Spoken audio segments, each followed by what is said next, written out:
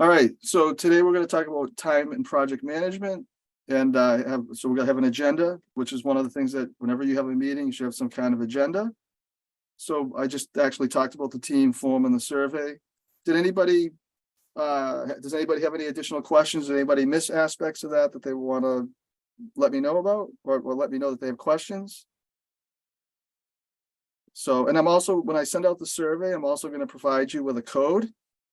So the code basically gets access to the team part of the survey. The reason I did that is I didn't want the mentors to get confused if they went into the wrong location.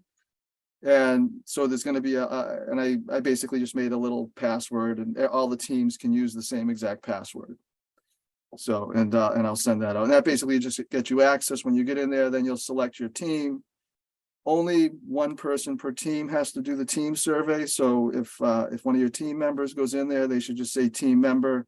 The only person who should be doing the survey is the team leader. So at the beginning of the survey, you'll see if you want to be a mentor, if you were a guest for demo day, a student, a team member versus a team leader. So you're going to want to pick team leader to complete the survey. Okay. So you'll have the skills needed, the anonymous mentor matching, and it'll be by skill. So essentially what it'll do is you'll see the mentor, you'll see their skills. You will also see the times that they're available to meet. That might, depending on the mentor, they also answered a question for me that says that they could potentially be a little bit flexible, but try to pick also based on the time they meet. Because if let's say they can only meet on Wednesday afternoon, and your whole team has some kind of class, a 3-hour class on a Wednesday afternoon, and you can never meet them. So you don't want to necessarily pick them as a mentor. But if you do pick them, I'll look in the back end and see, because I also had them do this checkbox that says, yes, I'm a little bit flexible on that. And then you can type up to 3 mentor email addresses that somebody you might have met at demo day or some other areas. Like Quinn, I think you met a mentor that you've been working with. Are they going to be your mentor or one of your mentors, we think? Probably, yeah. I've already Okay. sent them a few emails. Awesome. So yeah, so I do need to get that. I mean, I have them in my list, but I just want to make sure I get that just to kind of keep you aware. So the other thing I want everyone to think about is, depending on your major or what college you're in, you can possibly get class credit for working on your difference maker project. So for example, if you're in the honors college, this could be an honors college project. And we've had several students do that. If you want to work with your fellows, and basically some colleges are willing to implement possibly letting you do this as an independent study or something to that effect. So that could be like a free elective, or depending on, or if you are doing a project based on your major, then that could also apply. And if this is, let's see if, so what I'm going to do is I'm going to give if somebody is interested, I will give them a structure for them, so that they don't have to like design a whole class just for you. So I can help them with that. And I'm also going to talk about mentor meeting structure, and this applies to everybody, no matter what type of meetings you have. And I'll talk about that. And the project plan framework requirement does not apply if you're already working for faculty or class credit, or students not necessarily working on this project for class credit. And so just some things to think about as far as the project plan framework. But it is really helpful. It does help us to get you, and Holly's going to talk about that at the end. We're going to talk a lot more about sort of the project planning and structure and what have you. So actually sorry, I forgot to update this slide because I haven't, I missed that one. So the first team meeting. So what's going to happen once I have your interested mentors? Now, again, if you're not interested, I will still have a meeting with you, but if you are going to have mentors, one of the things we'll talk about is a team contract.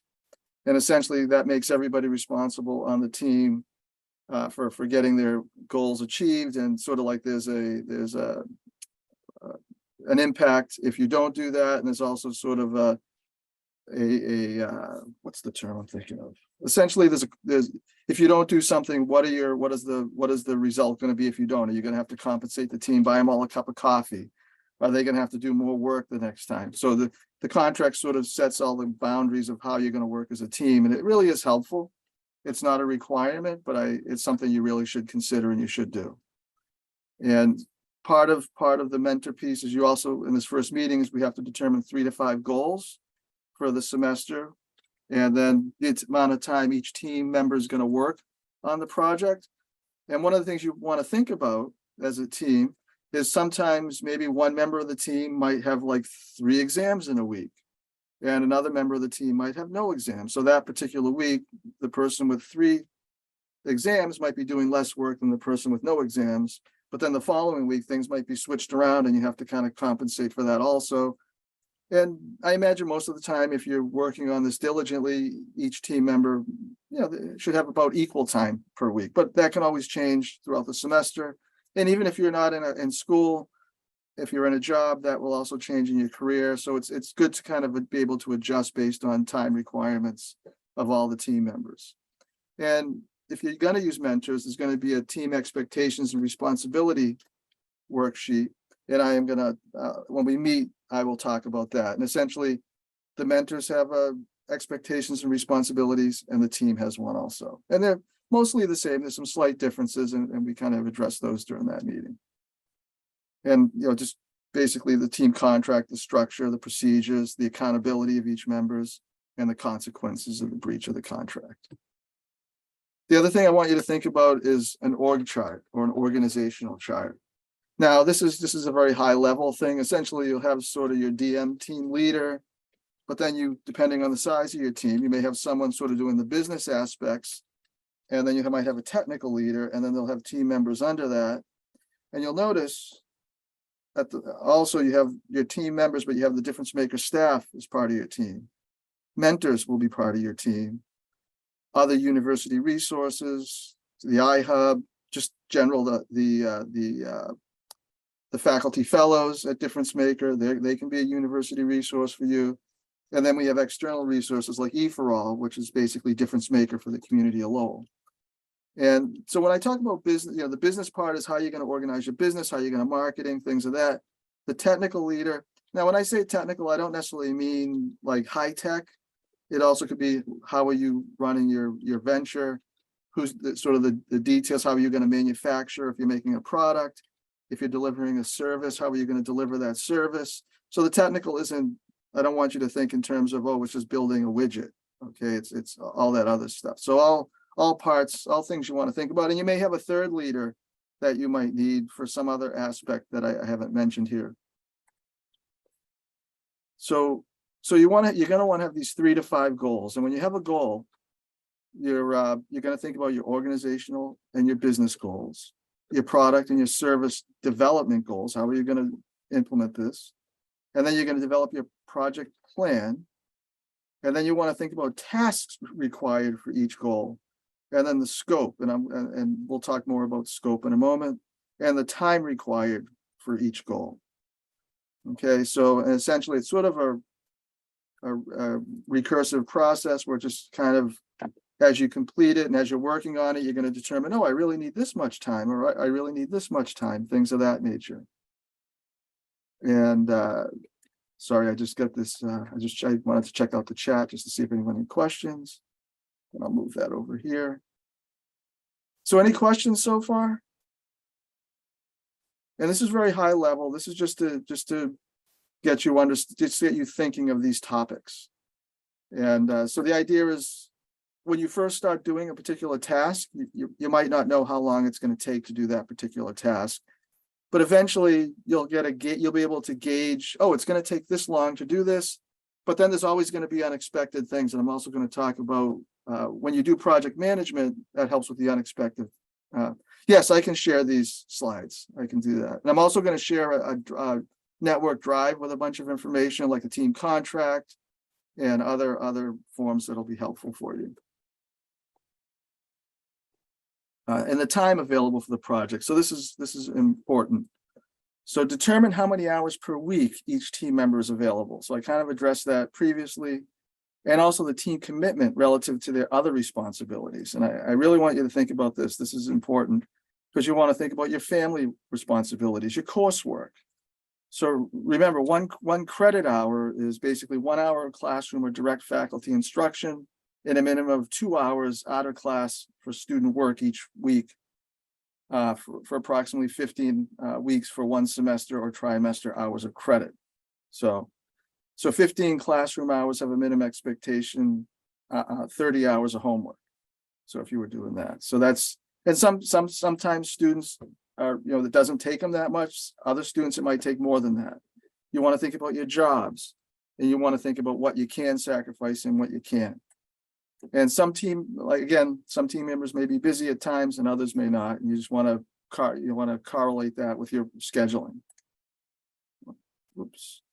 So this is an equation. It looks really complicated, but it's not. Essentially, it's duration of your tasks. So in weeks, and is equal to the task hours required. So if you think the task, and then the hours for each team member contributing to that task. So for example, team member 1 is able to do 10 hours, 2 is 5 hours per week. And then the weeks to complete a task taking 45 hours would be 3 weeks. And you'll see 45 would be at the top. And then 10 plus 5 would be in the bottom. And that would be 45 divided by 15 equals 3 weeks. Very fundamental stuff. I know there's a lot of words up here that makes it a little, it might make it a little distracting, but it's pretty straightforward. But then we can get into, if you had a table, you could have different tasks. That's 1, 2, 3, 4, the amount of time required. Then you have your team members and how many hours they're scheduled per week over here. And then basically how many they're going to be able to do for each task per week. And you'll see based on their time that they get distributed differently. And using that equation I just showed you, so this would be, 50-hour task, it would be 10 hours for these 3 team members. And that would take 5 weeks to complete. And you can kind of go through the math for each of these. And you'll see this task right here, there's 1 person assigned, and it's going to take them 4 weeks. So, and it's pretty straightforward. And if anyone want to make something like this, I can help them. A lot of project management tools will do this for you.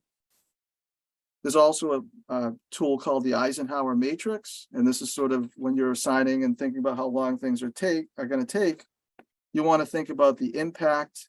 So high impact and low impact, that means like it's high visibility. It's going to make a huge difference all at once. The low impact is sort of like, well, nobody's really going to see it, but it needs to be done. And then you have your effort, which is low effort. So that's kind of like, hey, that's easy to do. It's only going to take me a few minutes or maybe a half hour or something like that.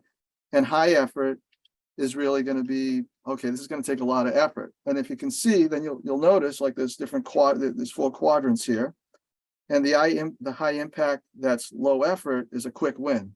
And that's how you want to think of it. It's like, oh, this is easy. It's going to be visible. It's going to make it quick, and it's not going to take too long.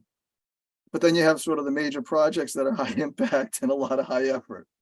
So, and then the fill-ins and the thankless tasks, which are the high effort, low impact, which again, it's in the back end. Maybe your customers don't directly see it, but if it doesn't get done, it could cause major problems with your project. When you're scheduling a meeting, you want to think about having a schedule. Like ahead of time, determine the agenda. That's what I did when you came right in. I showed you my agenda.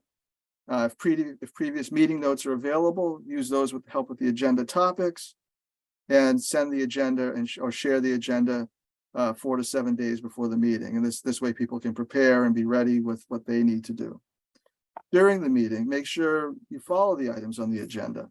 What happens a lot, and I've been in meetings that went on for like hours. I was at one job where we would literally have like a 2 or 3 hour weekly meeting, and the boss didn't understand after like an hour, people just aren't really engaged anymore. And it might have been better to have like, 2 1.5 hour meetings, or just 2 hour meetings or what have you. But a lot of times you lose focus. And I think having an agenda helps keep you on focus. So you want to make sure you stay on those topics, take notes, make meeting minutes, which is really the notes from the meeting. And then if you haven't already scheduled the meeting, you want to schedule the next meeting. One of the things I suggest that I think has really helped, last year we actually scheduled, and I'd like to do this, we'll do this during the first meeting if you have mentors, is we schedule the meetings for the whole semester, if not the whole year ahead of time. People's calendars are more free. I mean, things do change during the semester, but in general, people's calendars are free and it's easier to schedule all ahead of time. And that way you don't end up using valuable meeting time to schedule the next meeting. And it really seemed to make a difference. And then after the meeting, you send the notes or meeting minutes, whatever you prefer to call them, as soon as possible after the meeting, with a lot of details of what happened and what's going to be next that's going to be due on the agenda. Let's see. So one of the concepts, so I come from the software industry, is really my background. And one of the things we use is a Scrum meeting. And a Scrum meeting in industry is typically a daily meeting. Basically, everybody should stand up, and you can do it in person or Zoom. In person is probably nicer and easier, but they're typically between 15 and 30 minutes. Each team member basically will give a brief status and what their goals are and any problems and difficulties they might be having. If you're able to help another person with their difficulties, you just say, I can help you with that. You don't try to solve it in the meeting. You take it offline, you do it after the meeting. And like I said, this occurs daily in industry. For your teams, I would suggest you do this 2 or 3 times a week at a time that's appropriate for everybody. Typically, it's done in the morning. The reason you stand up is to help keep it brief. If everybody's sitting down, that's when you can have those 1.5, 2, 3 hour meetings. If you do a Scrum meeting, it's usually really quick because everybody's like, I just want to sit. I don't want to be standing up for 3 hours having a meeting. And it helps be more productive. And then you just meet the next day and you just keep going. I was at one job with, like, are you familiar with Scrum? And the other term associated with is Agile. And I'm like, yes, I am. And then they proceeded to have a meeting every day that was like 1 hour and 15 minutes sitting down at a desk. And I was like, why did you tell me if I knew Scrum if you clearly don't? And then there's a whole back end. And if you want to learn about it, it's really an interesting way to do things. It's just a structure. Any structure you use should be helpful. Scrum is just one type of project management structure. So one of the things I'm going to talk about is project structure. Projects are a structure like improv and entrepreneurship.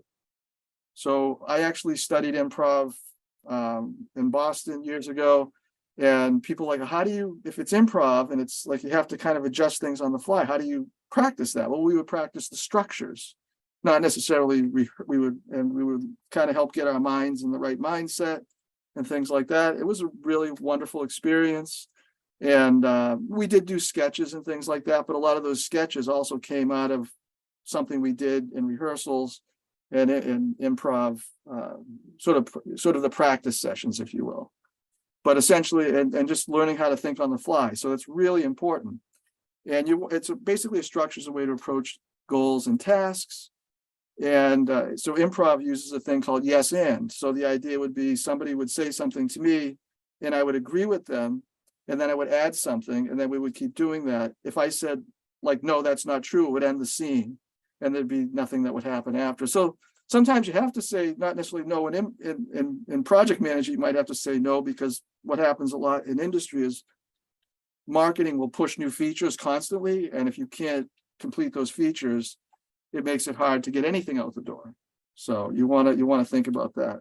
So you want to be able to react to a situation on the dime, and make use of what you have available at that time.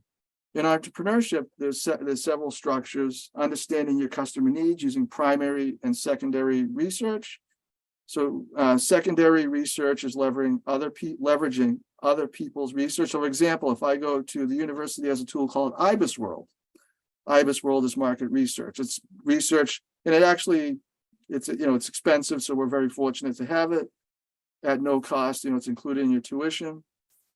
Going online, looking at other people's research is secondary research also. That's why you always want to make sure you understand the source. If somebody's doing a survey of some sort, you want to make sure who did the survey, because they might be biased. And if they're doing a survey and it's biased, it may not be relevant to your business. It's called IBIS World, IBIS World, and I may have a slide on that. If not, I can talk about that further. It's a great tool. The library has it. It's in the library database section. The other tool that we have for primary. So if you want to do your own research. You can use, you can do customer interviews. Obviously, you've learned about that through boot camp. You can do surveys, use the tool Qualtrics, which is also included in your tuition. Yes, exactly. Oh, thank you, Holly. Yep. And, but you wanted to, you know about determining the problem, then developing the solution, and you test with your customers. So I'm going to show a little video here of a late show.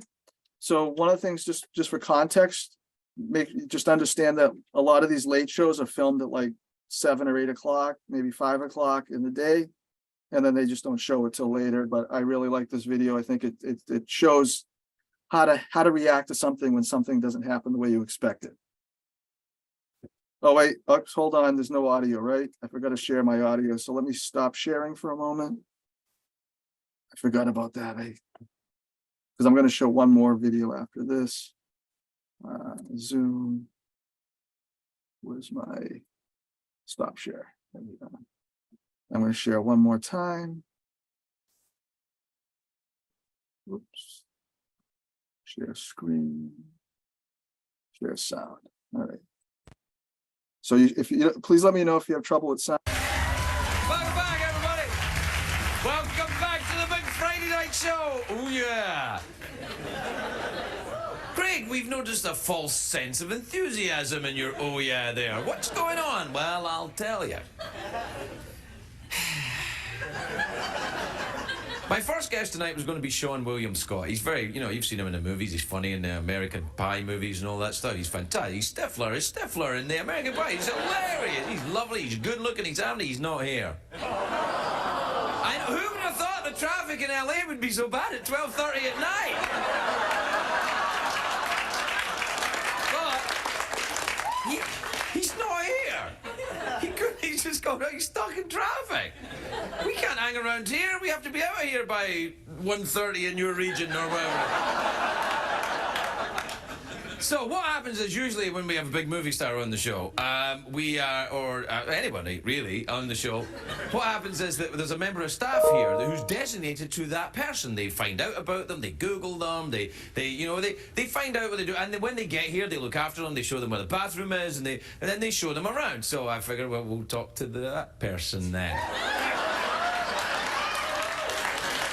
So this is one of those examples of being ready on a moment, but nobody was expecting what was going to happen.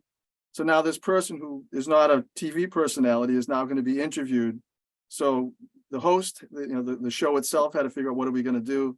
This person is now going to be on television, not something that they typically are. So let's. The person that was meant to get Sean William Scott here on time, segment producer Lisa Ammerman, everybody. Lisa.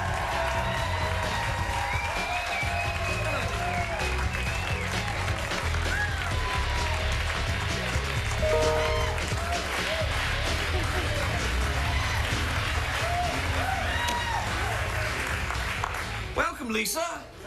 Funny old day, isn't it? Funny old day today. So what happened to Sean William Scott then? He has been stuck in traffic for over 2 hours. Good Lord. Coming in from Malibu, and he's literally... Where all the stars live.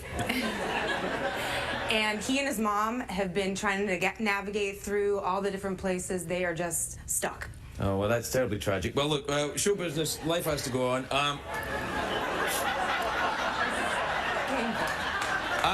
I will ask you the questions I was about to ask Sean William Scott. All right? You'll be good. Oh. I saw you recently filling in for Regis with Kelly in the morning show. Does that job appeal to you? Not at all. Really? Because you might be looking for one soon. I'm kidding. I'm kidding.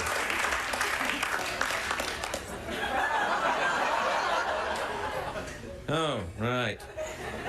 So, is it hard for you to meet women?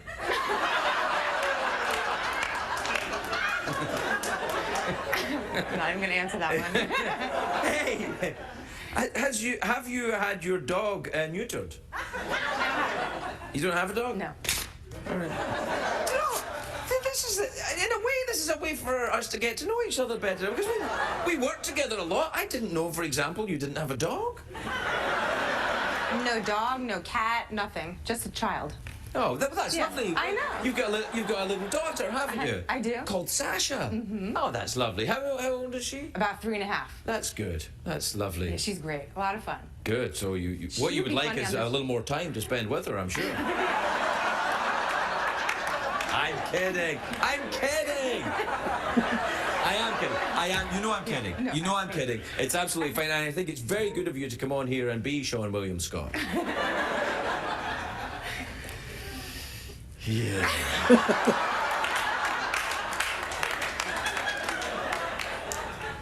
Hey, you know that you know where they keep the cereal boxes in the little kitchen next to the conference room? Mm-hmm.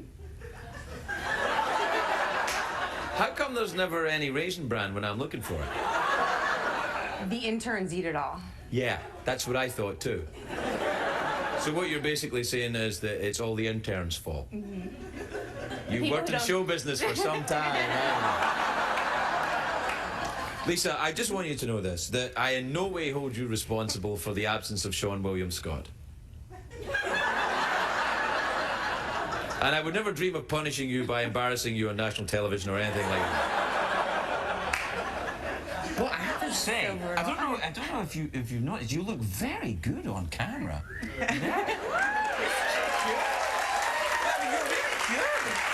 Really? Thank you. Really? So, that's all we've got time for, I'm afraid.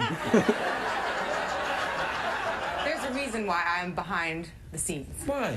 Because I'm not comfortable out here at all. Oh, I'm so sorry. I Yeah. didn't make me uncomfortable. I just thought it But would it was be fun. I mean, it'll yeah, never, no, I know it'll you never know happen Whoops. again. Sorry, I was trying to respond. Really? You promise me, Lisa? We're out of time. I wish we had more time to chat. Lisa Ammerman, everybody. She's lovely. We're right back. So one of the things that I want you to take from this, though, is when things don't go the way you expect, it can be very awkward, and you have to sort of prepare as best you can for these unknown situations, and it does happen. I've done when I've done tech support. I've actually one time when I first did it, I was working weekends, and we had a call, and I ended up working like 23 hours because I was working noon. Actually, it was 20 hours, I think. So it was like noon to 7 the next morning. And because I was like one of the only people around it, I only dealt with 3 customers. And it was really challenging. And that was, and I did the best I could, and it went okay in the long run. It went okay, but it was definitely challenging. So project is a sequence of tasks needed to be completed to attain a certain outcome. So everyone's project is going to have different tasks and different things that need to be done. It's usually a temporary endeavor with a beginning and a end with certain boundaries and constraints. So in other words, you can't offer every feature all the time to everybody because it's just not feasible. Maybe over time you can offer more and more features, but not, not on the first run. And depending on the complexity, it can be managed by a single person or hundreds. There's actually a term for new products. They would call it skunk works. It was an older term it had to do with a company making a new product, or maybe it was a new chemical, and it just smelled very poorly, and that's where the term skunk works came out. But you want to think about 3 features to create something new: scope, which is your features and functionality; your timeline, which is your schedule; and your allocated resources. So we always talk about resources at Difference Maker with cost and budget, people, tools in your supporting framework, and any other things that might come up. So scope is very important to think about scope. And one of the things in industry they always talk about is feature creep, where they just keep adding more features, and then things don't get out the door because you've added so many features. And then your stakeholders. So you also want to think about your stakeholders, and they have a vested interest in your company and can be affected by the operations and the performance. Typical stakeholders are investors, employees, customers, suppliers, communities, governments, trade associations. Here at the university, if you have mentors are a stakeholder. we're stakeholders, difference makers a stakeholder, the university's a stakeholder. I mean, they're not, and when I say that, it's not to say that people have like equity in your company or any financial, fiduciary right to what you're doing, unless they decide to become an investor. But that's a whole other thing. Other than that, we want to see you succeed, and that's sort of our piece. And I forgot about the donors too. So just and other volunteers that help out. Any questions so far? Is this helpful? All right, awesome. So one of the ways you can kind of keep track of things is with a Kanban board. And a Kanban, and it can be, actually, I looked up a few. This is one I drew out, but essentially you can have a task, and then you have like a little, you can either have, you can use sticky notes and literally just move sticky notes across if you were to print this out. And, but you, like, if you're just going to do it this way, you'd have a task, you'd say, all right, now it's in the to-do. Okay, now we're doing this. And then maybe you're waiting for something else from an external resource, then you'd stick it over in waiting. And then when it's completed, you would do done. And you could use a board with sticky notes. You can use a digital board. You can use a spreadsheet. There's many ways of doing this. And so this is another video. And this is sort of how, everyone familiar with Vermont teddy bear? So Vermont teddy bear, they make high-end teddy bears, essentially. And they're very expensive, and this is their manufacturing process, and they make them in Vermont. And I'm going to show you a chart. It's called a Gantt chart that's related to this video, but I want you to watch this.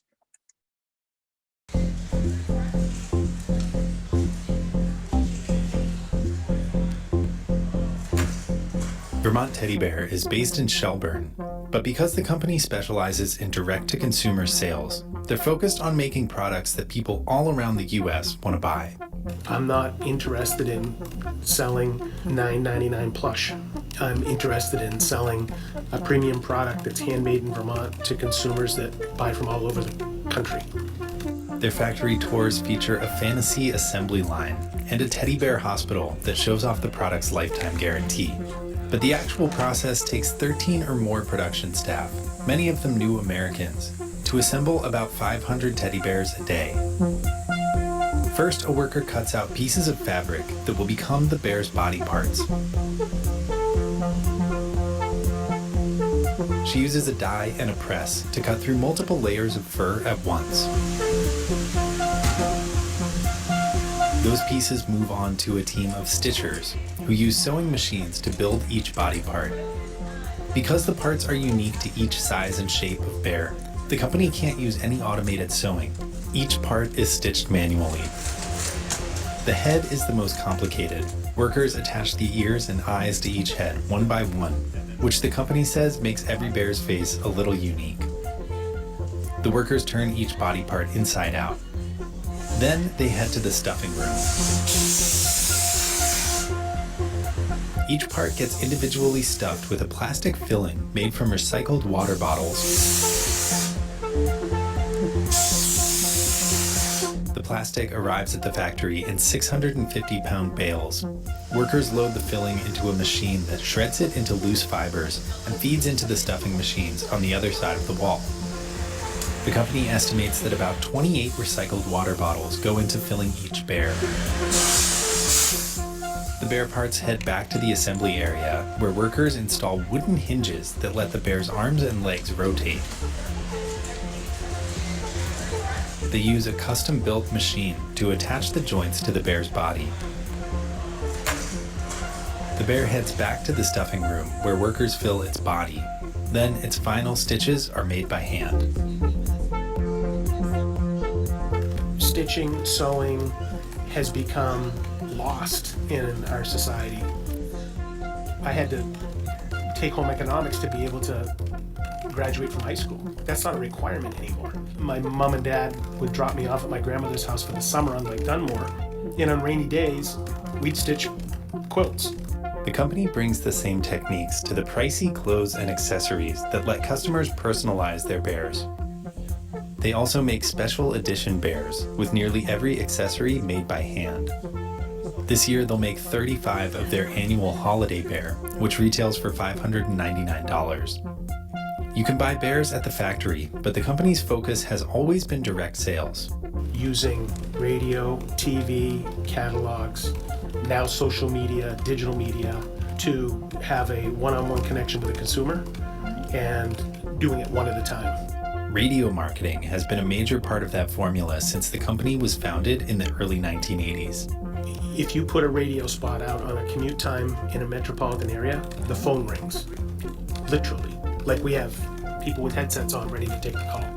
Now, online sales and social media play more of a role, but the company is still focused on reaching customers whenever they want to mark special occasions.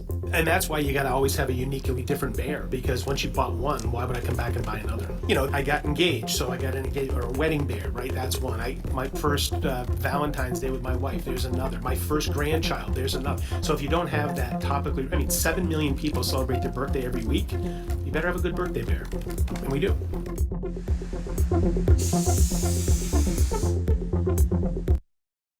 So I really like that video because it talks about the whole process. Then it talks about the markup that they get on, $600 for a bear.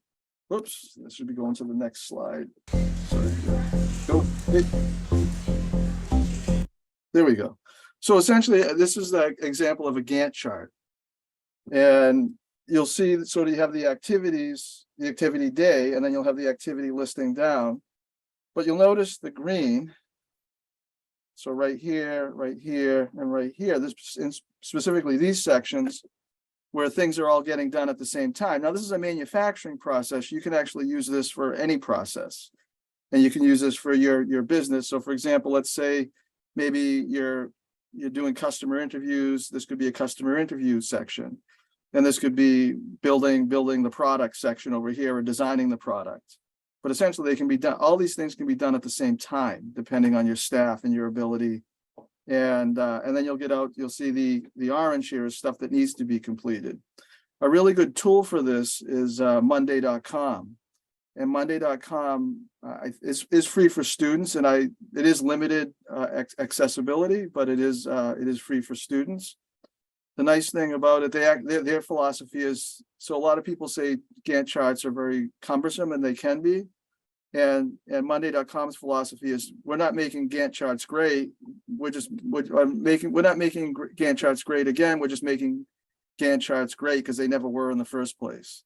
So the philosophy is really nice. But the other thing is with Monday.com, for example, and other things do this too, you can actually switch from the Gantt chart to the Kanban view, depending on how things were entered, and kind of look at things in different perspective, whichever is easiest for you, because sometimes different views are more accommodating for different people, and they prefer different ways to look at things. Or maybe depending on what you're trying to do, looking at it at a different, like a Gantt chart would give you sort of a different view than your Kanban board. So, and you want to think about this, but you'll see right here that you have some dependencies. So you cut the fur, but then if you're going to stuff and sew, that's dependent on cutting the fur. And you can't do that until that's completed. If you cut the material for the clothes, you'll see that you can't sew them until the material's cut. And then if you're going to embroider it, you can't do that until the clothes are done. And the same with accessories and sewing the accessories, and then dressing the bear, packaging and shipping. You can see sort of the dependencies that happen. And that's one of the other things you need to think about when you're doing project management. What pieces are dependent on what other pieces of our project? And so the project plan, so here are some tentative aspects. So you have the idea plan, which you've all been working on thoroughly. Then you want you to think about your stakeholders, and then your project timeline, which Holly is going to talk about, with your goals, your tasks and procedures, your risks, your costs associated with things. And that leads you back to the part where you met with Caitlin at the beginning of boot camp, talking about the financial aspects and how to spend your money, and then sort of the results that you're expecting. And that's Holly. I'm ready to have you. Any questions before I pass it to Holly? You can verbally or type it in. And there's other tools other than Monday.com. There's other, that's just one that I think is a decent tool. One of our professors here has a business, and he actually uses it at his business. So, all right, Holly, Passing it to you.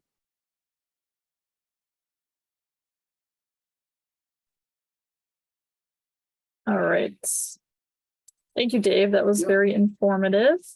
What do you need? All right, so now we're gonna go. Oh, thanks, Dave. I was getting feedback because Dave and I are close to each other. So now we're gonna go over the budget project plan. So going back to what Dave had mentioned, you all met with Caitlin while she was a guest speaker at one of the first boot camp sessions. So your engage page should be loaded with your funds. So this is the last sort of workshop piece of the boot camp formally. So I just want to say congratulations to you all for making this far, putting in that work. We had a lot of positive feedback from demo day. Everyone was truly impressed by your presentations and the difference that you're making and the really cool creative ideas that you all have. So we do just want to say congratulations for making it to this point. And like Dave mentioned, you'll be matched with mentors if you're interested, and we'll continue to support you as you spend your funds and further your ideas. So log into your Engage page after this. If there's any questions or problems, feel free to email Dave and myself and Caitlin. And there's actually someone who is going to be in Caitlin's office taking over the Engage page. So at some point we'll introduce you to her, and then any Engage related questions will go directly to that individual. So more to come there. So a few weeks ago, it was right after demo day, I had attached this and emailed it to you all so that you could just sort of look at it ahead of time. You could start completing it ahead of time in case you had any questions. So this just really helps you map out how you'd like to spend your funds over the next year. This will likely change, and that's okay. So nothing's set in stone. If you remember from reading the fund guide, there are 4 different times that you'll be submitting this to us. It's okay if it's even more often, but that just helps us stay up to date on what you are interested in spending your funds for, so that we're prepared for that, and then so that we can help guide you if anything is needed. So, pretty straightforward. There's also a small example down here. So summary would just be what you're interested in doing. So let's say, and for all of you, it's going to be different, but let's just say you're interested in building a prototype. So what different tasks is it going to take for you to get to that point of building up your prototype? Duration, how long is it going to take? When do you plan on starting that specific task? When do you plan on finishing that specific task? And then, building the prototype completely over the next month, 2 months, etc. Total cost that you estimate per task. Going back to what Caitlin had said, you can also look back at the Zoom video recording that we shared with you all. So, and looking back at the fund guide, so UMass Lowell has to follow certain processes with the fund spending because the funds are still considered UMass system, UMass Lowell funds. So we just have to track everything. So using the approved vendors from the approved vendor list is the best way to go. If for some reason you can't find what you need through that vendor list and you have to use, I think Caitlin had mentioned like Amazon or something like that, that's okay too. It just might take a little bit longer to get exactly what you need. So just start first with approved vendors. And then if you can't find what you're looking for, we can work with you to order materials from other companies that are outside of that list. So don't worry about that if you can't find them on the preferred vendor list. If there's a specific part component, any additional information, a part number, etc., because when you go in and submit this and Engage, those folks in that office are going to be the ones basically like looking at this and then looking at what you're submitting and Engage. So you just want to make sure everything's accurate. And that's another reason why before you're interested in ordering something, you're going to reach out to me and Dave, and you're going to meet with one of us just so we can look at this before you actually go and Engage and submit it. And again, that's so that we're sort of staying involved along the process. And if there's any errors, anything we see that needs to be fixed, we can help you. Or if we see any questions that might pop up, we can reach out to Caitlin and her team ahead of time to get all of that sorted out. What are you specifically using it for? So again, building a prototype, something in regards to your team, maybe something market research related. So just specifically, what would you be using that for? And then the website link to the specific thing that you're looking to order. So if it's through the vendor list, you can copy and paste that link. If it's outside the vendor list, you just copy and paste that. If there's a specific quantity, just put that quantity there so that they know exactly how much to order you. Price per item and then the total price. So just taking the quantity time the price per item so that we know the total. And then any additional notes that you think might be helpful for you, your team, Dave, myself, or Caitlin or her team. So that is an overview, and you'll just do that. And looking back at the fun guide too. So in terms of moving your idea forward, there's going to be a sequential order, meaning your summary 1 isn't going to be getting an office space because none of you are at that point yet. So in terms of utilizing the funds, we have to go in sort of sequential order. So whether that's market research, attending conferences, going to trade shows, building up your prototype, anything like that. In the past, we have had students who have maybe built like phone applications or something like that and need some type of technology to, code or build their application or website. That's fine. Any type of legal things. So you just want to kind of map it out. What's sort of the first next thing that will help you get to that next step? That would be your summary 1. Once that's completed, what then would get you to the next step, and so on and so forth. And again, this will change, and that's totally okay. It's just to help you understand long-term, what's the path that you're going to try to stick to. And if that changes, that's okay. So Dave, did you want to add anything about this?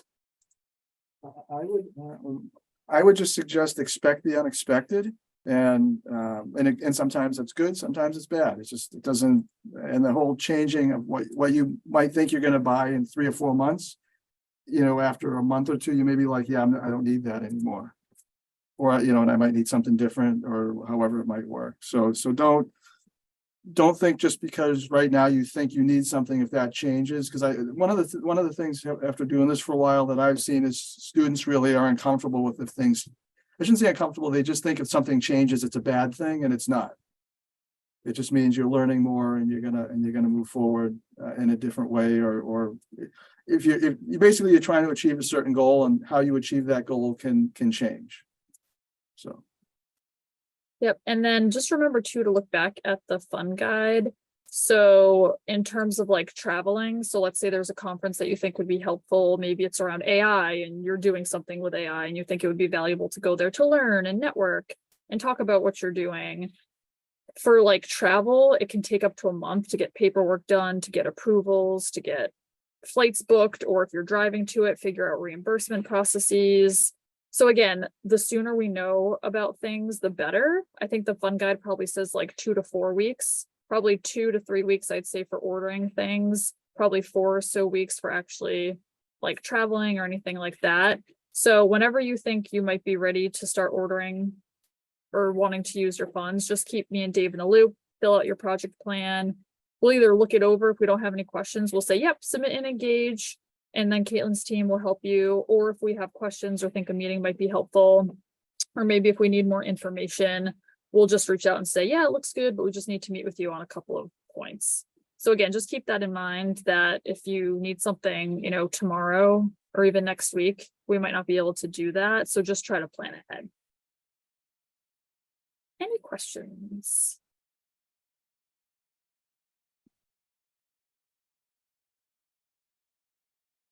All right, and then another update I want to give you all is in regards to the 3 Foley and Lardner prizes. So they're still trying to determine those. We should have an answer hopefully soon.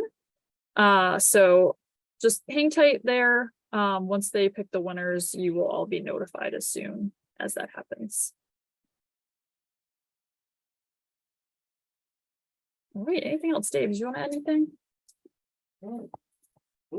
I think we're good for today. I actually, one of the things I heard recently, this is just sort of a general thing about when I say expect the unexpected. Does anyone who was aware that Google wanted Yahoo to buy them? Did anyone ever? So, and I think we can all safely say that was a bad decision on Yahoo's part. And so if you run into some stumbling blocks, just don't worry about it. That's I guess my last thing I have to say. And good job, everybody, this boot camps for all the sessions and everything you've done, demo day and what have you. It's exciting. We look forward to continuing to work and support you all. If there's ever anything else that you need, additional funding opportunities or anything like that, we try to forward anything that comes, through our office or through our desk. As far as pitch competitions, other accelerator programs. So you'll be getting emails like that in regards to additional opportunities you can engage in. We have the Innovation Hub downtown Lowell. That's open to any entrepreneur. Dave, sorry, can you mute yourself? Oops, sorry. It's okay. So we can connect you there. Let's say you need to use a little bit of office space there, or you want to attend events there. They also have different types of machines you can use. We have the maker space on North Campus across the street from Difference Maker Central. If you're doing anything with medical devices, we have the medical device incubator that's located downtown Lowell. We have a robotics center for testing and prototyping. So depending what you're doing, just reach out and we can always connect you to different resources, both in and outside of UMass Lowell. Yeah. The other thing I want you to think about too is if you find something comes up in your feed, or you see something that another team might be able to use, let us know about that too, because you can support each other. That's kind of a networking piece too, where it's like, oh, I know that this team can use this information. I'll send this to them directly or to us, and we can send it to them depending on what your emails you have and things like that. All right, so just a quick recap before we head out. So next steps, log into your Engage page, make sure everything looks good there. If there's any questions, please do reach out. We'll introduce you to Alexia, who is going to be the new person that oversees Engage. We'll share this PowerPoint with you. We'll share the budget project plan with you again, and then we'll share the Zoom recording for this meeting as well.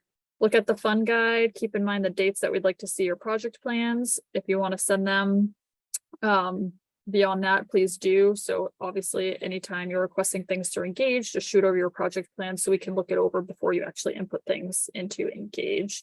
And then Dave will follow up in regards to mentors. Could I ask a question real quick? Absolutely. So I know earlier on you talked about a 1 month lag time between putting a request on Engage and actually purchasing it. Is it possible to purchasing sooner? Because I'd like to work on some of this stuff during the summer when I have time. Is that possible? Yeah, so I think it's typically like 2 weeks. And that's just because it depends on the vendors basically and when they can ship things out and delivery times and all of that. I don't think we've ever seen something taken like 4 weeks unless it's out of stock or out of order. So I would say plan for 2 weeks, but again, we can never promise that. And typically it'd come in sooner than 2 weeks. And if you ever needed expedited shipping, I think that's something that you can just put into Engage. Like, hey, if there's an option to get this by next week or a couple days from now, I'd like to do that. And we can see if that's possible. Okay, thank you very much. So it takes You're less welcome. than 2 weeks to get it verified and also shipped to location. Okay, that's good to Yes, know. it should. Yep. So once we see your project plan, we'll look it over. If there's any questions, we'll let you know. If not, you input into Engage. From there, Dave and I get a notification. Since we already saw your project plan, we just approve what you submitted. It goes to Caitlin's office. It might take them a few days to review, submit, and actually place the ordering. And then from there, you'll receive it. So that's why we say hopefully 2 weeks. All right, other questions? I think really the lesson there is the sooner you get it to us, the sooner you can get your stuff. Exactly. Yep.